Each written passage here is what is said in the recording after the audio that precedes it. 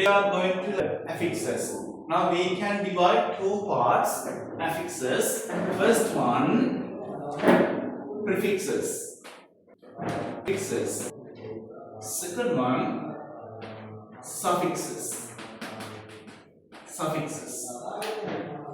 Affixes කියන මේ මාතෘකාව ප්‍රධාන කොටස් දෙකකට ගන්න පුළුවන් prefixes and suffixes. Prefixes කියන්නේ වචනයක මුලට එකතු කරන අකුරු කාණ්ඩය. Suffixes කියන්නේ වචනයකට අගට එකතු කරන කාණ්ඩය. හරිද? ඔන්න බලන්න. Happy.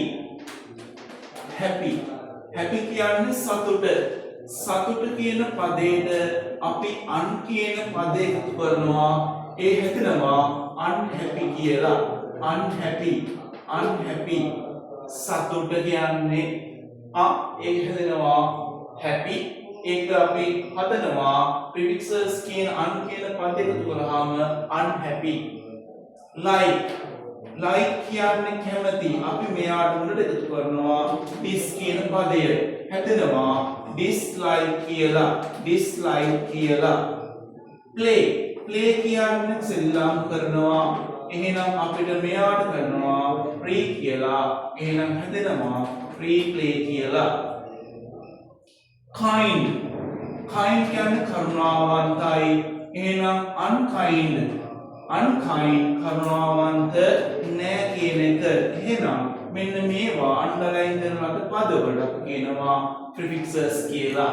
අන්ඩර්ලයින් කරලා තියෙන පද වලට කියනවා prefixes කියලා. එහෙනම් දැන් අවබෝධයක් ගන්න පුළුවන් prefixes කියන්නේ වචනයකට මුලට එකතු කරන අකුරු කාණ්ඩයන් වලට.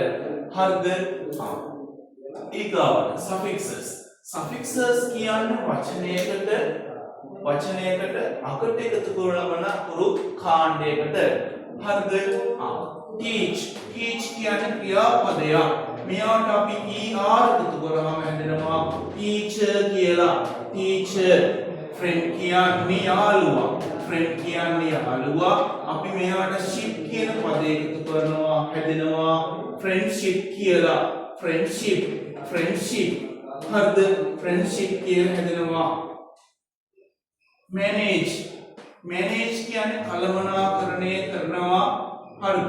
මෙයාට අපි එකතු කරනවා ment කියන affixes එක හැදෙනවා management කියලා. Management කියලා. Management.